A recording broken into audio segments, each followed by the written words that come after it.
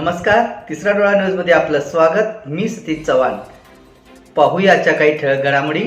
जिल्हा परिषद सदस्य अमितदादा पाटील यांनी सर्वसाधारण सभेत महत्त्वाची भूमिका बजावली। ज्यावेळी सभागृहात वादाचे प्रसंग उद्भवले त्यावेळी दादांनी तोडगा काढला। तसेच त्यांनी जिल्हा परिषदेत होत असलेल्या भ्रष्ट कारभाराबाबत नाराजी व्यक्त केली। पाहूया अमितदादा यांची संपूर्ण मुलाखत। एक महिन्याचा खर्च मागताना सदस्य अपात्र होणार, सदस्यांना अतिक्रमण केलं त्याचं पद अपात्र होणार। या लोकांच्यावर काय कारवाई होणार? जर इतकी गंभीर बाब असेल की आपले कर्मचारी जर इथे बसून व्यवसाय करत असतील, एक तर पणशीमधला एक असा ग्रामसेवक आहे, तो स्वतः जीवन करून स्वतःच्या कुटुंबाच्या नावावरती टेंडर्स काढतो। इथं आताच्या ह्याच्यामध्ये असं आहे की फार्मा कंपनी आहे, ते सोलर पुरवतो, ते त्याच्या कुटुंबातल्या व्यक्ती म्हणजे पत्नीच्या नावावरती त्याची बिलं काढतो। इतक्या गंभीर बाबी त्या अधिकाऱ्याला दिसलं नाहीत का? विशेषतः की आपण मॅडम जे बिलं दिली तर त्याच्यामध्ये मॅडम आपल्या हे निदर्शन आलं नाही का? आपण म्हणजे माझ्या तर असं ऐकलं की सकाळी बिल गेली की 4 वाजता त्याची बिलं पास झाली। एवढी कसली गतिमानता तुमच्या जिल्हा परिषदेमध्ये निर्माण झाली?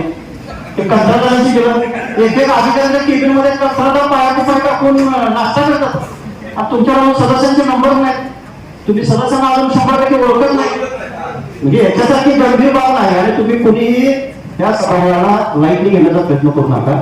या सभागृहामध्ये सगळी लोक ही अत्यंत खालच्या ग्रामपंचायत पासून पंचायत समितीमधून वेगवेगळ्या कुटुंबातले जर सदस्य असे आहेत की जे 3 पिढ्या या सभागृहाच्या सदस्यामध्ये आहेत। अध्यक्ष मॅडमच्या घरात 3 लोक जिल्हा परिषद सदस्य आहेत। इकडं बांधकाम सभापती आहे, तिकडं तमनेगावांच्या निश्चित वहिनी त्यांच्यात आहे, तिकडं राजश्री नाईक वहिनी आहे त्यांच्यात आहेत, जयराजदादा असेल, आम्ही असेल, विराजदादा असेल, म्हणजे सामान्य कुटुंबातील लोक आहेत ती आज होणार। अशा विषयामध्ये तुम्ही अधिकारी मंडळी इतके लाईटली या सभागृहाला घ्यायला लागलाय की कुठली गोष्ट सांगितली की बघून घेतो, सांगून घेतो, करून बघतो आणि एखाद्याने सदस्यांनी सांगितलं काम की तुम्ही म्हणायचं की नाही त्याच्यामध्ये खूप अडचण आहे आणि खरेदी समिती ठरवली की 70% बिल अदा करायचं आणि खरेदी समितीमध्ये इतकी कोणाला आधी अशा हाय पॉवर कमिटी नेमली की तुम्ही नुसतं त्याचे बिल हे साहित्य आता तुम्ही 70% पेमेंट दिलं आणि बांधकाम विभागामध्ये त्याचा पूर्णपणे दाखवायचं त्याच्यात तुम्ही बिल देत नाही।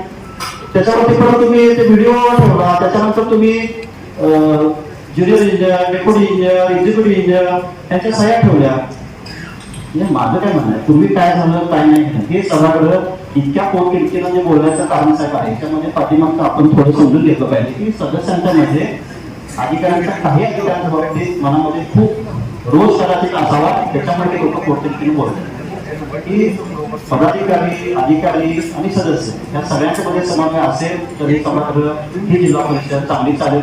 तुमच्या माध्यमातून ही जिल्हा परिषद चांगली कुठेतरी राज्यामध्ये काम करावी ही सगळ्या सदस्यांची इच्छा आहे।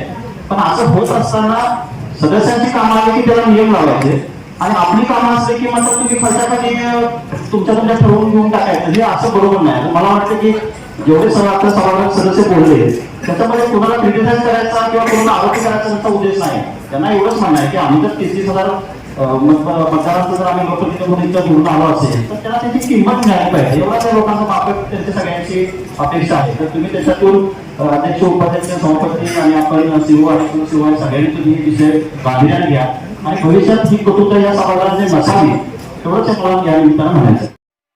यूट्यूबवर सर्च करा तिसरा डोळा चॅनलला सबस्क्राईब करा।